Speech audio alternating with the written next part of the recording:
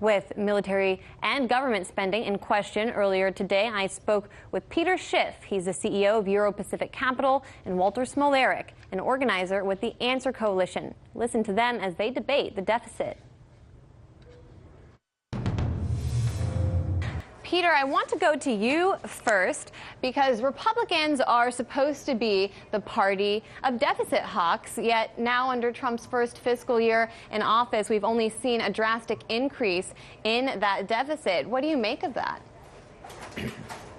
Well, you know, this is something that I predicted right after Trump was elected, that we would have huge deficits because there would be no opposition with the Republicans in Congress. Not that the Democrats would be any better. They would probably be worse. But, you know, what's really disingenuous about the statistics that you just read, you know, the government has all sorts of accounting gimmicks that it likes to use when it reports the budget, because a lot of the spending, they just conveniently classify it as off budget. But if you look at the increase in the national debt during the identical fiscal year, you'll see that the real debt increased by more than $1.2 trillion. So the government is actually borrowing 60% more than what it's pretending to borrow. So the actual increase in the debt is much larger than what everybody is talking about. So the problem is much bigger, and unfortunately it's going to get worse, especially with rising interest rates that make servicing that debt that much more expensive.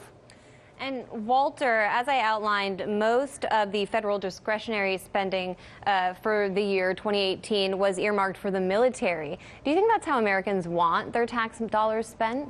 Well, I think that's very unpopular. I mean, people want their tax dollars going to things that directly benefit them, things like schools, hospitals, roads, infrastructure, creating good-paying union jobs. And I think that the deficit has basically two primary reasons. One, there's the massive increase in Pentagon spending and just the enormous levels that that spending is at, which of course involves the official Department of Defense budget, but also things like overseas contingency operations and other ways to hide the true cost of war, and also the tax cuts. I mean, the tax cuts were a massive transfer of wealth from the poorest part of the population to big corporations, and I think that that's very, very apparent in those federal deficit numbers that you were talking about. I'm going to ask this question to both of you, but let's stick with you first, Walter. Is the deficit as big of a problem as it's made out to be? Well, I think that it depends on what that money is being spent for. In some circumstances, I think it could have the effect of stimulating the economy if it does things like, you know, helping people afford rent, you know, have affordable housing, you know, education, you know, different things that stimulate spending effectively. But what I think the tax cuts do is put more money into the pockets of people who are so unbelievably wealthy that they can't possibly spend all that money, and big corporations that are just going to use that money to do stock buybacks and other financial gimmicks. Peter, it sounds like you disagree. Well, first of all, tax cuts are not transfers of wealth. Wealth is transferred by taxation. So when you cut taxes, you're transferring less wealth, right? You're not taking money out of the pockets, or you're not putting money into the pockets of the rich. You're just taking less money out of the pockets of the rich. But the problem isn't the tax cuts. The problem is that government spending went up. It should have gone down. If you're going to make a decision to transfer less wealth, to steal less money from Peter to pay Paul, then you've got to cut your spending on Paul. But unfortunately, we didn't do that. The Republicans tried to have their cake and eat it too.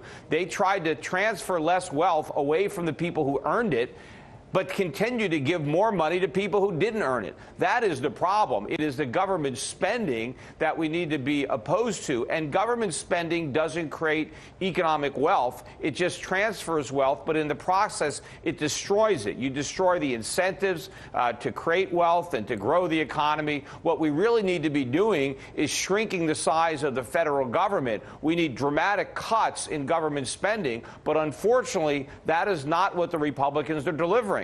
They are delivering more spending on welfare and on warfare, and so we have bigger deficits, and this is ultimately going to cause a massive problem. But money just doesn't magically appear in rich people's pockets, right? I mean, people go to work every day. They work all day, sometimes 2 jobs, and that's where wealth comes from, right? It's not Jeff Bezos or Warren Buffett or Bill Gates or these three billionaires who have more money than half of the population combined. That's where wealth comes from. It's not some genius businessman.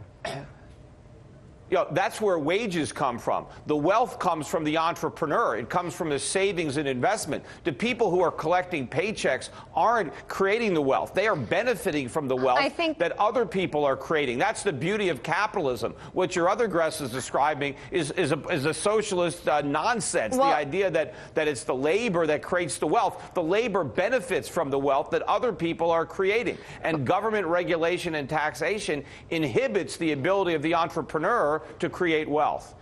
I think what you're trying to say, Walter, is that the workers in these companies produce the wealth that runs the company. Am I? Of course. I mean, look around. Let's get Walter a chance to respond. Well, of course. I mean, look around. Everything that you're wearing right now, everything in the studio, somebody built that, right? Somebody assembled it. Somebody went and mined or otherwise extracted the raw materials to create it. All of those things were done by workers who work for wages, yeah, but those wages are less. No, the workers just do the job that they're hired to do. The reason that we have all this stuff is because the workers have tools. They have capital that has been created by a free market. It's the saver and the investor that increases the productivity of labor. So did Jeff Bezos go and build the factory himself?